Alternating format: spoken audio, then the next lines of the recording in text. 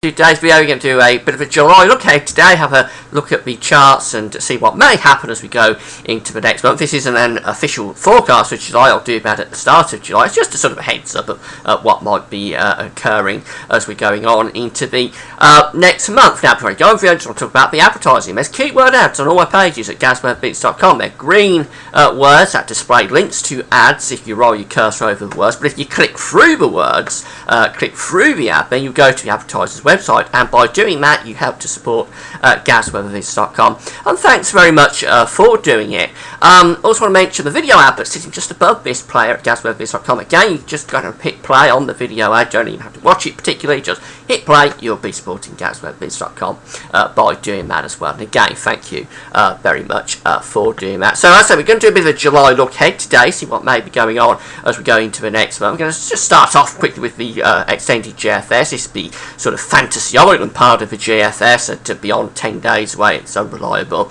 But this is what the GFS model is showing this morning, a nice area of high pressure actually sitting more or less over the top of the country on Monday the 1st of July. As we move through to Wednesday the 3rd of July, the high pressure is still there sitting more or less over the country, perhaps just a little bit to the east, so it's not particularly in a hot position, it's not drawing up southerly winds from the Mediterranean, but it's nice, it's set there, and it's mainly dry and fine conditions if it's right. And as we go out to Saturday the 7th of July, well, really high pressure is still dominating here, keeping it largely dry, fine, sunny, and reasonably warm. Temperatures into the low to mid-20s. Perhaps it's not desperately hot, it's not really a heat wave, but it is set there, and it's a pretty decent sort of start to July. That's a long way out, 384 hours, it's 7 days away, but it's a pretty nice extended range, pretty nice run for the extended range of the GFS model.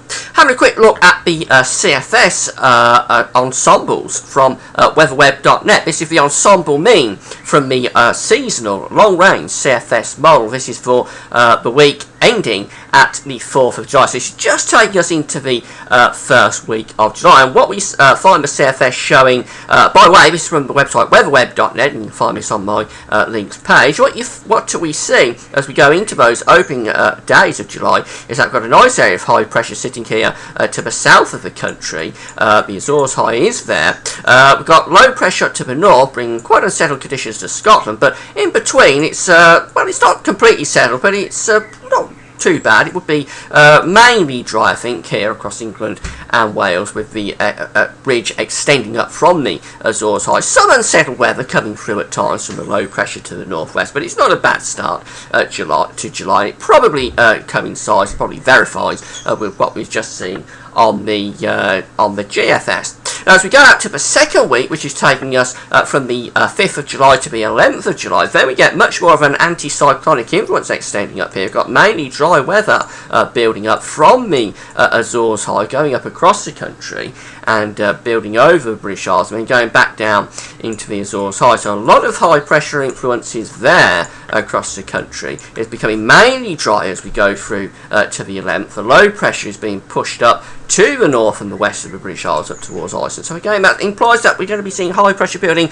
a little bit more as we go through into the second week of July. And then it's going to the third week of July, which is taking us to the 18th. Well, look at this, it's mainly dry again across many parts of the country. In fact, it's even drier for this week from the 12th to the 18th. High pressure really is dominating here across the country. Low pressure is to the south, that's probably thunderstorms across much of France trying to push up across the country, but really the high pressure is dominating as we're going out into that third week of July, into the middle of July. So again, that looks very nice for July, and going out beyond that to the 25th of July, it's the same sort of idea from the seasonal CFS model. Now remember, this is an experimental model, it's a seasonal model, it can't be relied upon, but if it's right, high pressure really is very much in control throughout much of July, giving us largely dry and fine conditions. I'm not sure it ever really gets into a position to give us very hot weather. It never really extends that well to the east of the country. It's more or less overrun to the west of the British Isles throughout much of July on the evidence of this. And yes, it would give us a very nice month. I have to say, it would be very decent indeed.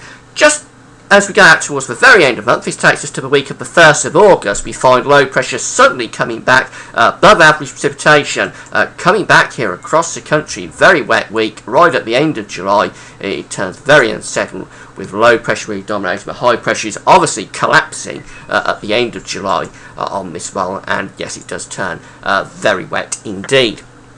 Now have a look at the Beijing Climate Centre model. This is another experimental model. This isn't broken down into weeks, it's broken down into 10-day periods. And unlike the CFS that we just looked at, which was precipitation, this is 500 millibar height anomalies. But again, it's the same sort of idea as we're going up to the 10-day period from the 6th to the 15th of July. High pressure is dominating up to the east and the northeast of the country. There it is over Scandinavia, and if we go over here, it's extending from Scandinavia into the British Isles, keeping it largely dry and fine throughout that 10-day period, if that's right, from the 6th to the 7th of July. As we move through to the second 10-day period, which takes us from the 16th to the 25th of July, again, the idea is that high pressure is very much dominant towards Scandinavia. It does weaken a little bit across the British Isles, but high pressure is dominating there up to the east of the country. With slackening off the pressure to the south, so that could just be the first signs that, like on the CFS model, as we get towards the end of the month, we're beginning to bring low pressure back in, and this is coming from more southerly direction, so it could probably be bringing some quite thundery conditions as well. But again, that sort of implies that for at least the middle part of July, the weather is probably set mainly fair.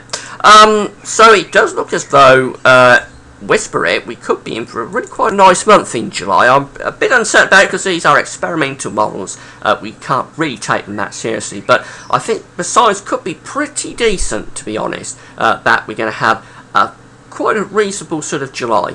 And obviously after everything that's gone on in 2013, how cold it's been and unsettled, a good July would be really good news for most of us. Not sure it's ever going to be that hot, but certainly dry, fine, very pleasant conditions, temperatures into below to mid-20s. That's the kind of idea I'm going for, at least for the first and perhaps middle parts of July. Maybe turning more unsettled later on in the month, but certainly the signs, the signals are pretty decent for July, I think, just at the moment. Now, obviously, this is all just speculation. This isn't the July forecast. I'll be doing that at the start of July. Just a bit of a heads up about where I think things could be going as we go into July. That's it for now. It's the weekend forecast. Tomorrow and this evening, I'll be doing another Glastonbury forecast, looking at what's going on just at the moment at Le Mans and all of that kind of thing. So come back onto my events page for that. But that's it for now. Thanks for watching.